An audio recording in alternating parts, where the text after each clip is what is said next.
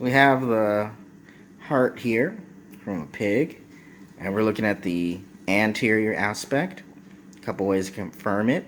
On the ventral surface here, we can see this oblique slash of adipose tissue. And as you come towards the base, you get a good look at the major vessels, especially that prominent pulmonary trunk, which is sitting more to the anterior aspect. Or if we turn it around to the posterior view, on the posterior view, you could look at the adipose tissue, and you see more of a T shape to the adipose tissue. So here's that dorsal view, and we want to start here with the ventral view. And to dissect the heart, we want to make a section right along the side here. So given the human anatomical position, this would be a coronal plane, but of course this specimen comes from a quadruped. So you can start at the apex and just cut up the sides, and then it will slowly kind of pry it open like a clam, and ultimately we're going to cut it completely in half. But if you start at the apex, up each side, you'll have to work your way through the medial portion where that interventricular septum's at, and ultimately cut all the way up, and we'll cut it completely in half.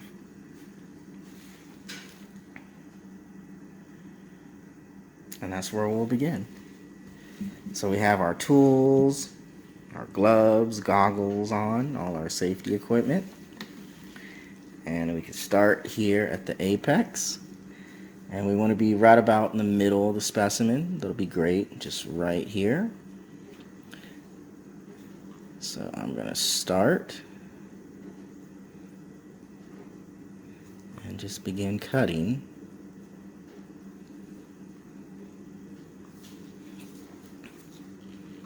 And I'm not all the way through, so I'm going to just continue.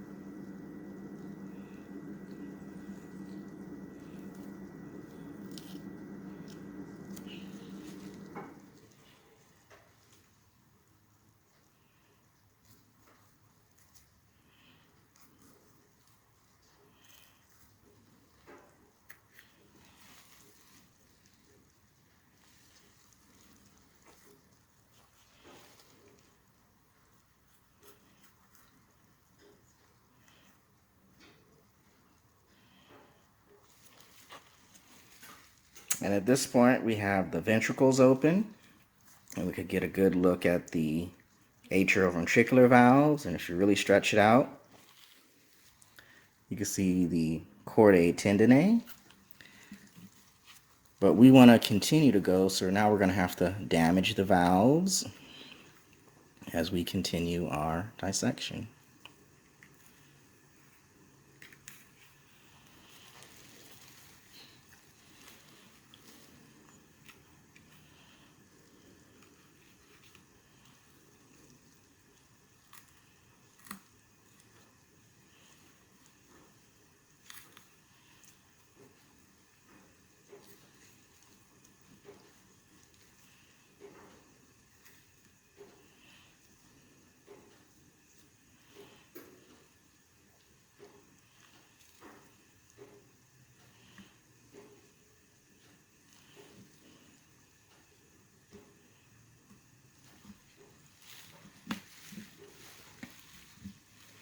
So here we have our two halves. We have now this ventral section, and now we have this dorsal section.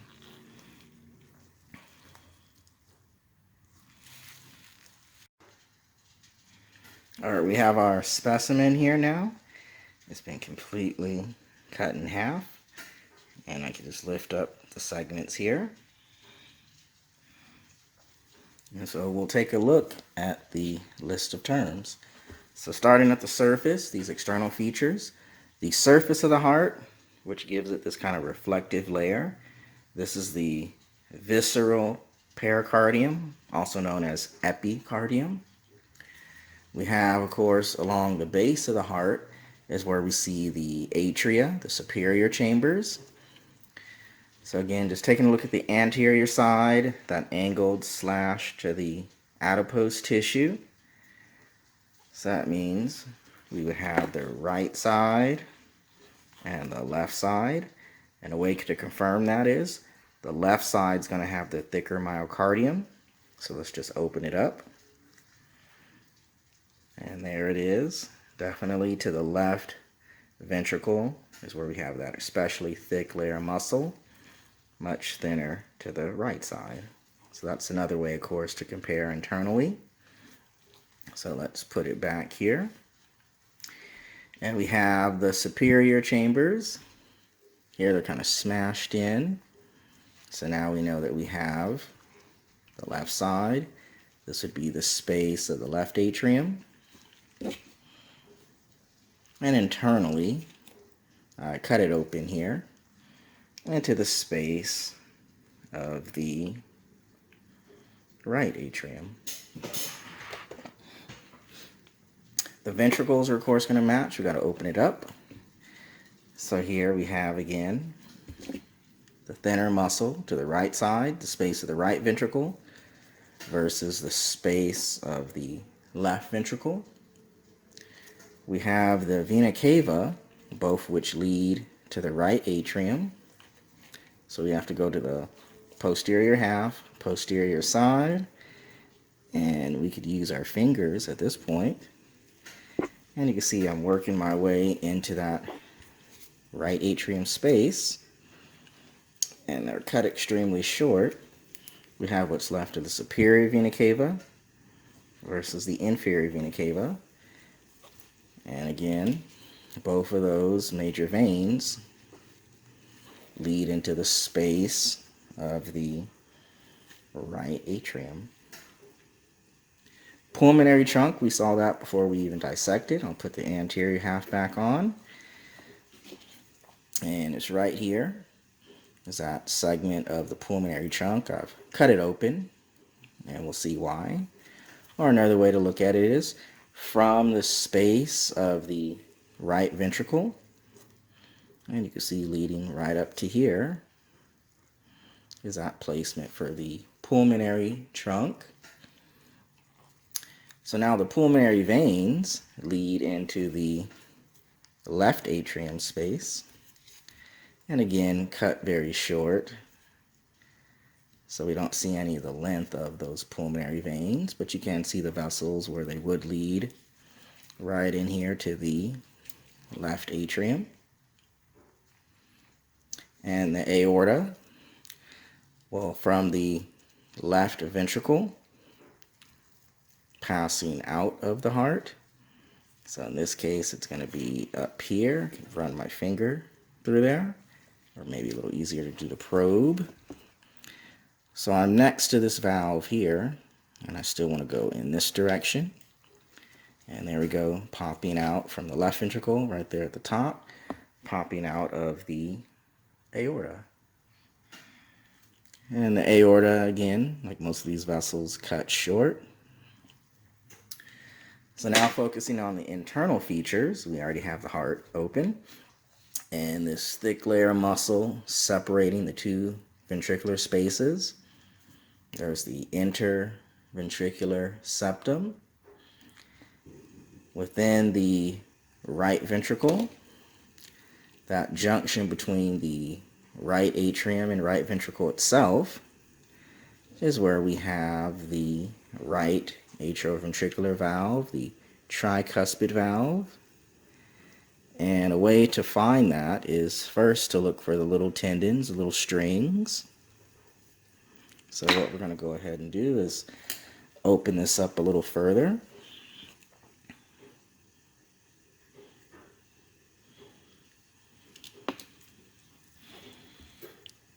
As I mentioned, you just want to look for the little stringy tendons first. And just superior to that, the wide flap, that's where we're seeing that tricuspid valve. There's now the pulmonary semilunar valve. So we have to go back to the pulmonary trunk.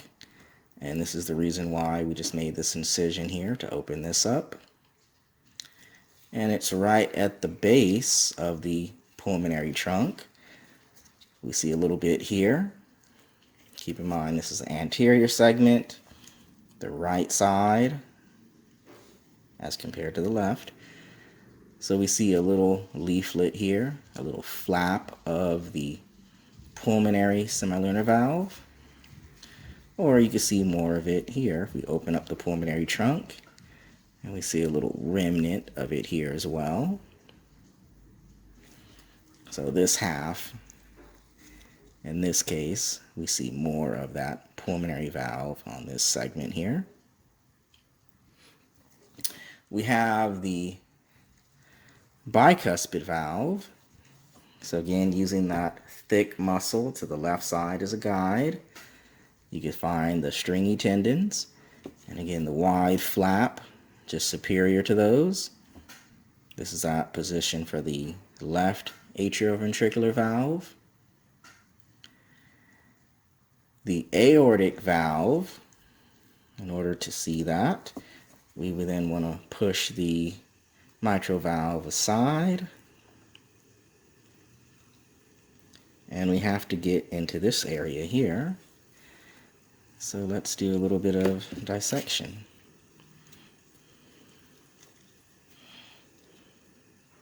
So I'm just trimming down some of that interventricular septum.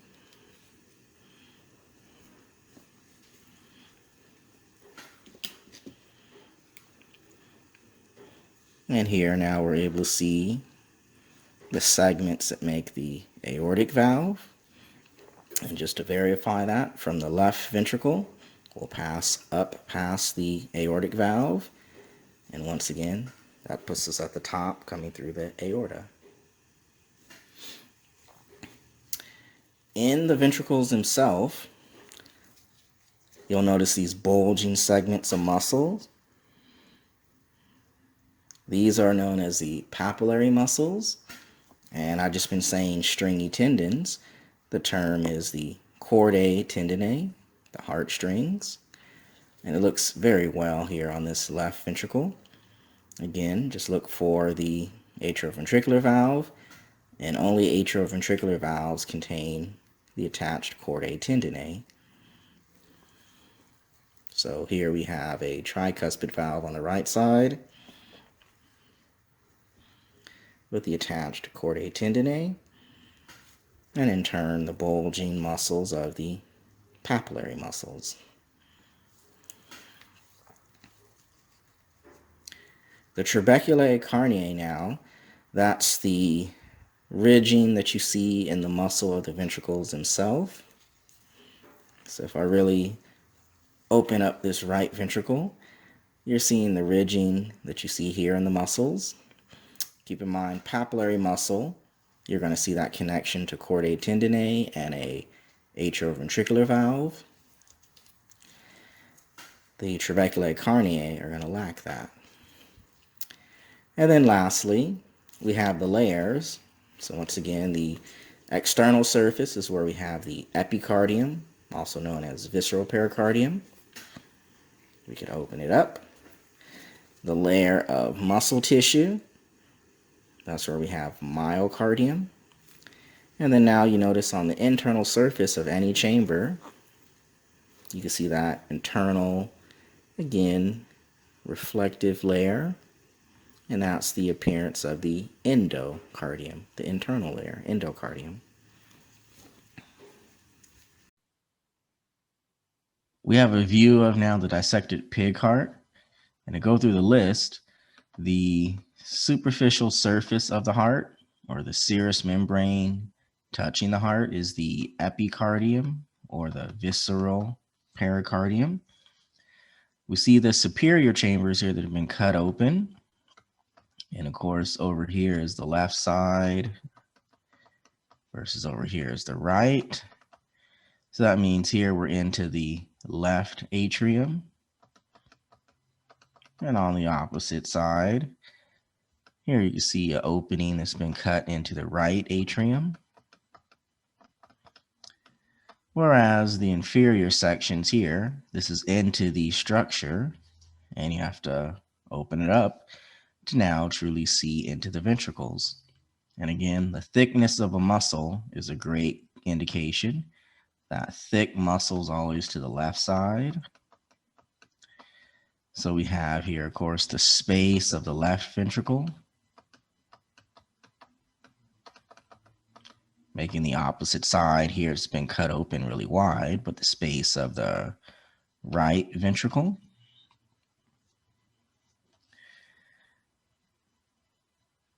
We're now turning it around to the posterior view. And right here, the forceps is going through what's left for the superior vena cava versus the inferior vena cava, both of which are leading into the right atrium.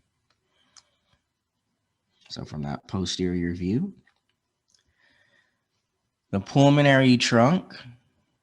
So we're looking at this artery here. This, of course, been cut open. So that pulmonary trunk.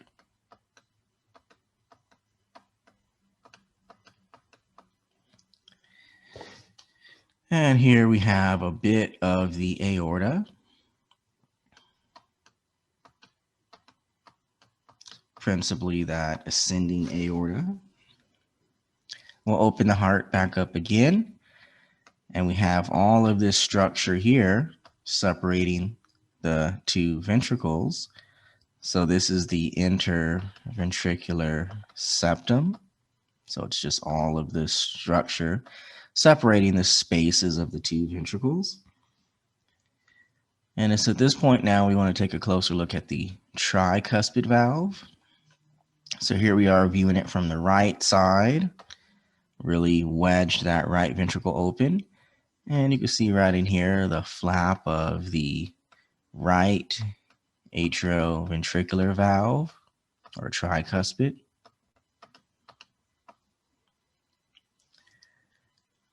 Whereas now the pulmonary valve, we're now looking at this section here, and keep in mind the thinner muscle, we must be to the right side, the thick muscles to the left. So we're viewing this, of course, anterior half of the heart, but we're viewing it from the posterior side. And we can see right in here the remnants of that pulmonary valve.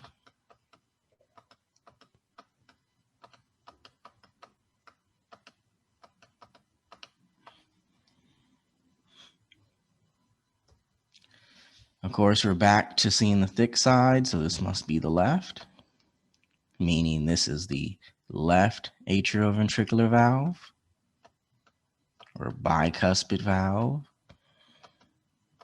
mitral valve. And now the aortic valve, we're able to see again remnants of it here. Is the aortic valve.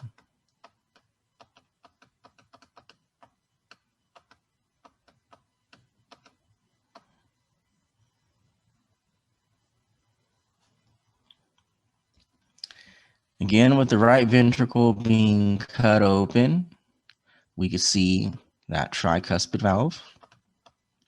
And now we get a little peek here of the papillary muscle, but we'll switch over to the view here. So again, the tricuspid valve for reference, and then we follow it down, and these big bulging muscles here are the papillary muscle within the ventricle.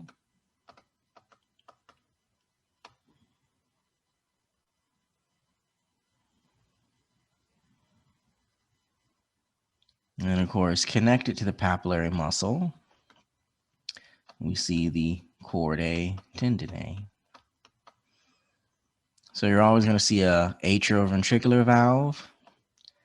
You can follow the wider flap of the valve down to the little stringy tendons, the chordae tendineae, which in turn connect to papillary muscles.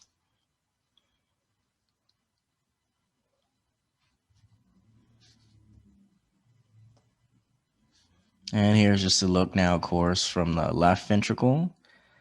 And you can see a great view of more chordae tendineae. We're on the thick side. This must be left, giving us a bicuspid valve to the left side with its attached chordae tendineae. So now within the ventricles, where you see the ridge pattern of the muscle, if there's no attachment to chordae tendineae, these ridges of muscle in the ventricle are the trabeculae carneae.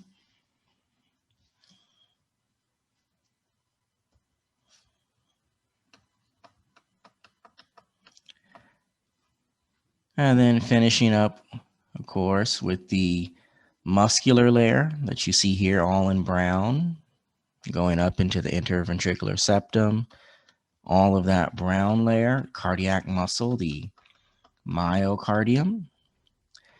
And then here you can see that internal surface of the heart, that internal lining of the chambers, all 4 chambers. And then giving that reflective layer, that is the endocardium.